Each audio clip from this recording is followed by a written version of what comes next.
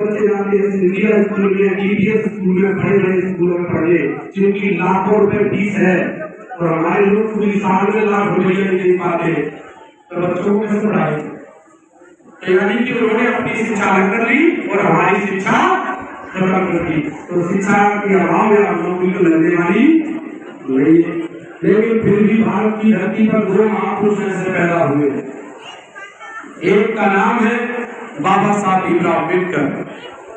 उन्होंने क्या किया?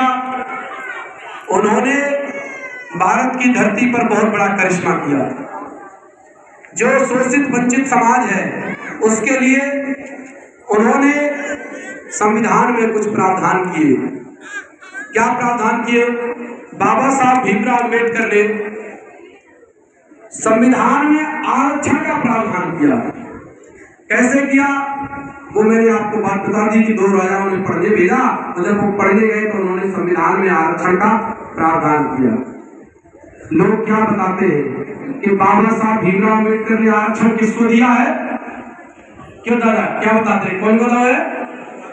जाटवन को। देखो बाबा साहब भीमराव अम्बेडकर ने आरक्षण किसको दिया है? बोले वो तो जाटवन को दे दो, वे पूरा आरक्षण खा जाते हैं।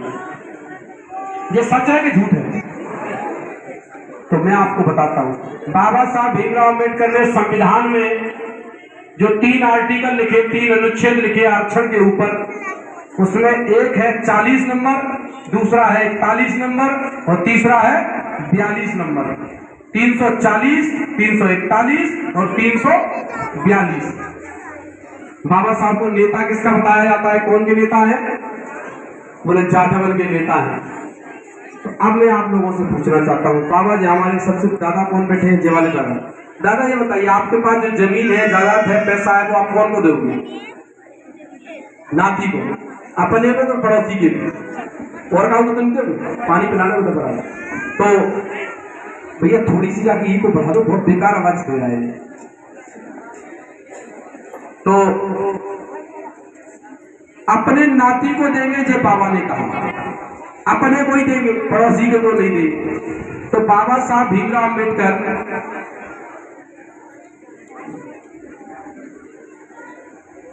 अगर जाटव समाज के नेता होते या जाटवों के नेता होते तो संविधान में सबसे पहले आरक्षण किसको देते?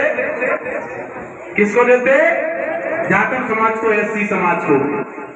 लेकिन जब उन्होंने संविधान में अनुच्छेद 340 लिखा तो दादाजी बता, 40 नंबर पहले आता है कि 41 नंबर? 40 पहले आता है, 41 बाद में आता है। तो बाबा साहब ने जब संविधान में आरक्षण लिखा तो पहले नंबर पर पता क्या लिखा? कि जो ओबीसी का समाज है, जिसको आज हम लोग ओबीसी कहते हैं, जिसको पिछड़ा वर्ग कहते हैं, बाबा साहब लिखते हैं कि जितनी उनकी संख्या है उनको उतना आरक्षण मिलना चाहिए। पहली कलम उन्होंने लिखी आरक्षण के लिए तो ओबीसी समाज के लिए लिखी। लेकिन आज तक ओबीसी समाज को किसी ने ये बात बताई? नहीं बताई। फिर तो वो कहेंगे कि नेता जाटवन के। जिनको पता है वो जाते नहीं है। अगर गांव में जाएं, लोगों को बताएं कि जो आरक्षण की शुरुआत बाबा साहब सबसे पहले आरक्षण किसी को देना चाहते थे तो वो हमारे पिछड़ा वर्ग के भाइयों को देना चाहते थे। लेकिन देना चाहते थे, संविधान में लिखा भी तो मिला क्यों नहीं? ना मिलने का बहुत बड़ा कारण है उस समय जो ओबीसी के लीडर थे उन्होंने बाबा साहब का साथ नहीं दिया। उन्होंने साथ दिया पंडित जवाहरलाल नेहरू का और मोहनदास करमचंद गांधी का।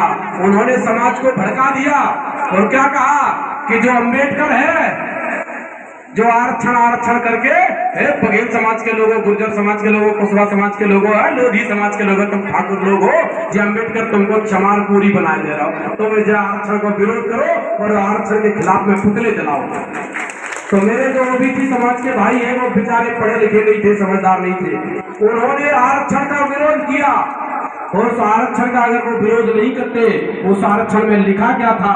उस आरक्षण में लिखा था कि देश में अगर हमारी 70% संख्या है ओबीसी समाज की, तो 100 में से 70 कलेक्टर ओबीसी के बनेंगे, 100 में से 70 एसपी ओबीसी के बनेंगे, 100 में से 70 डॉक्टर ओबीसी के बनेंगे, 100 में से 70 इंजीनियर उनके बनेंगे, सेक्रेटरी उनके बनेंगे, लेकिन उन्होंने भड़का दिया और कह दिया कि तुम डॉक्टर, इंजीनियर, कलेक्टर बनके क्या करोगे, नीची जाति में चले जाओगे और फिर तुम अछूत हो जाओगे, तुम्हारा धर्म भ्रष्ट हो जाएगा। तो उस समय विरोध कर दिया, लेकिन विरोध होने के बाद भी बाबा साहब भीमराव अम्बेडकर ने फिर भी संविधान में लिख दिया कि आज नहीं तो कल जब हमारे ओबीसी समाज के भाई जाग जाएं, तब जितनी इनकी संख्या है उतना आरक्षण इनको दिया जाना चाहिए। इतना विरोध होने के बाद भी लिख दिया। क्यों लिखा?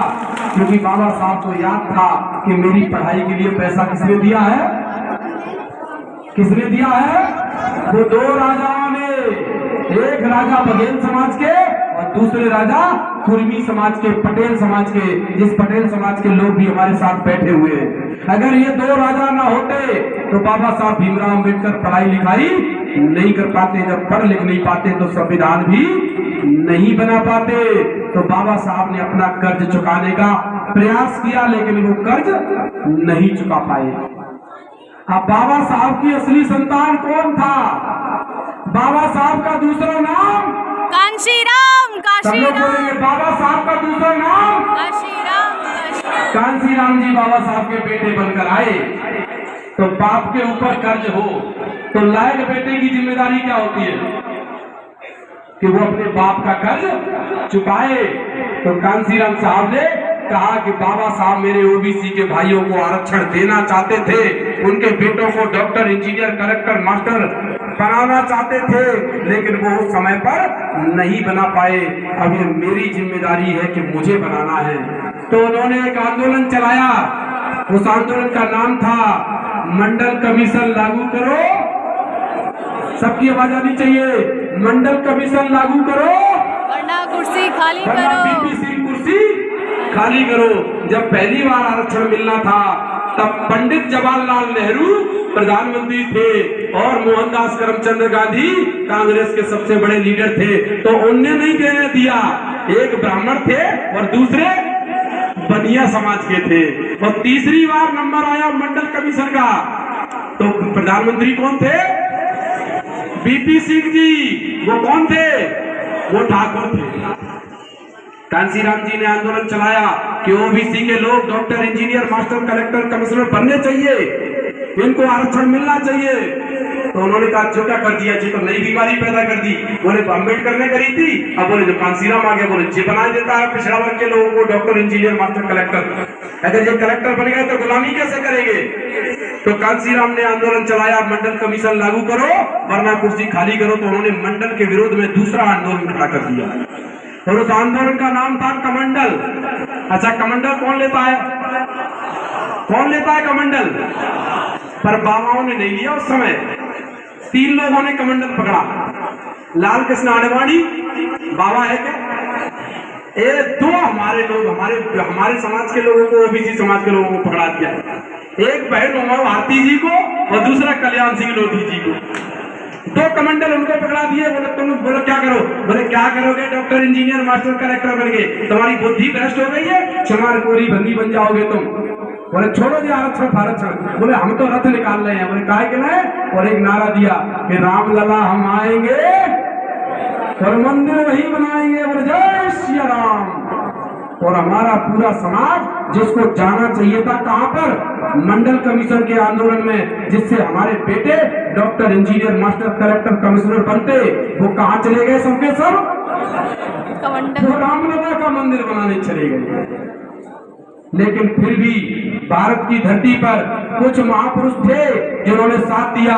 लालू सिंह यादव, मुलायम सिंह यादव, शरद यादव और नीतीश कुमार जी जैसे लोग उस समय पर हमारे समाज में थे और कर्पूरी ठाकुर जैसे लोग उस समय पर थे। और कुछ लोगों ने साथ दिया तो उसके वजह से बीपी सिंह की सरकार को झुकना पड़ा और ओबीसी के लिए मंडल कमीशन लागू करना पड़ा। लेकिन कितना लागू हुआ? आधा आधा। अगर पूरे चले जाते तो कितना मिलता? 52%। लेकिन मिला कितना? 27%। और मध्य प्रदेश के लिए तो शर्म की बात है कि 20 साल से पिछड़ों का मुख्यमंत्री बैठा है, लेकिन मात्र कितना लागू है?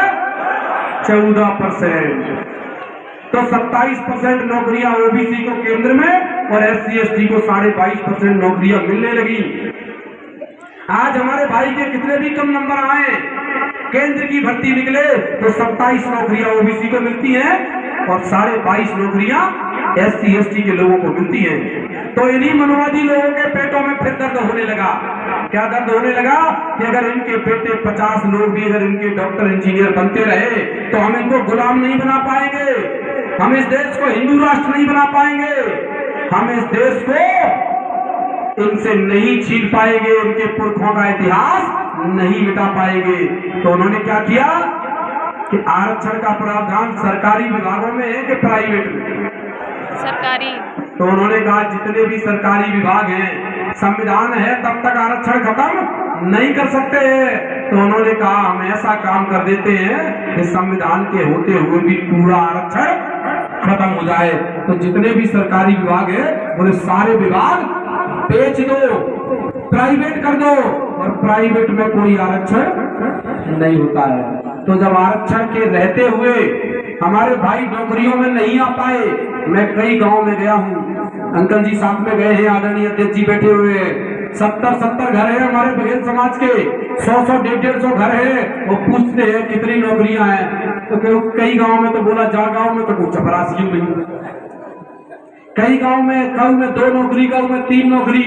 आजादी के 70 साल बीत गए, जब हम 2-3 नौकरियां अभी तक ले पाए। जब आरक्षण था 30 साल से लागू था, 1990 में लागू हुआ था, जब 30 साल में 3 नौकरी आ पाई आरक्षण होने पर, और जब आरक्षण आप खत्म ही कर दिया तो जीरो बेटा सन्नाटा लगेगा कि नहीं लगेगा? तो नौकरियां तुम्हारी लगने वाली नहीं है, शिक्षा खत्म हो गई है, आरक्षण खत्म हो रहा है और जमीनें तुम्हारे पास है नहीं है। तो तीसरे नंबर की चीज होगी कंपनी कौन कौन की, फैक्ट्री कौन कौन की, हाथ खड़ा करो। जिनकी फैक्ट्री हो, मॉल हो, पेट्रोल पंप हो, बड़ी बड़ी कारखाने हो, है काम के? तो मेरा अब एक प्रश्न है, ना आपके पास जमीनें हैं, ना आपके पास नौकरियां हैं और ना आपके पास फैक्ट्रियां हैं, तो ये आने वाली जो नौजवान पीढ़ी है जो आपकी गोद में बैठी है, ये जिंदगी कैसे जिएगी? इस बात की चिंता कौन करेगा? बताइए कौन करेगा ये चिंता? किसको होगी चिंता कि हमारे आने वाली पीढ़ियों का भविष्य क्या होगा?